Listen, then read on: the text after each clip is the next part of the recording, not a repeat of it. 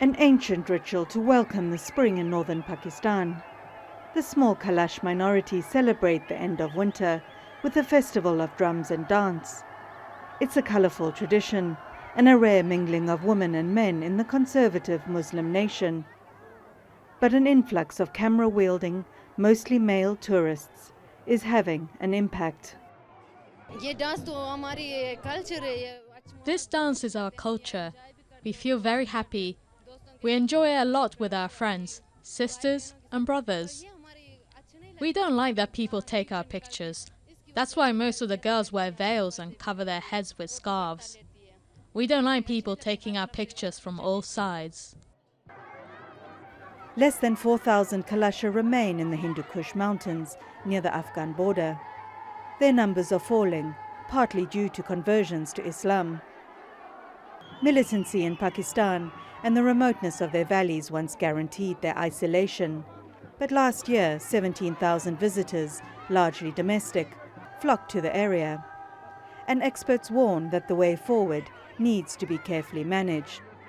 They are trying to cover their face, and many of them they don't want to participate just because of these cameras and this insensitivity. If these things are continuously happen in Kalash, maybe in few years there are only tourists. There are no more Kalashis to dance and to participate in the festivals.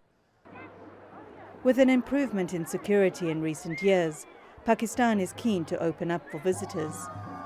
Tourism is an income generator in the Kalash valleys, but the villagers say their religion and culture are not for the cameras. If they don't respect us, we don't need tourists. If they violate our culture, they violate our religion, they violate our tradition. So we don't want this kind of tourists. If the tourists respect our culture and our traditions, we most welcome. We want tourism, but organized tourism.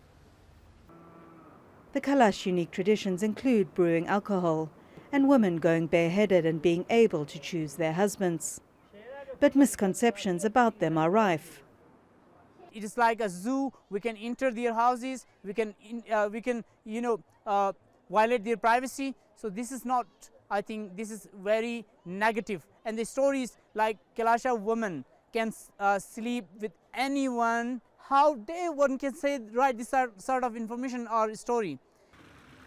Signs now ask visitors to be more respectful, urging them not to harass women and to ask permission before taking photographs. New ways are also being looked at to spread the flow of visitors and prevent unchecked tourism.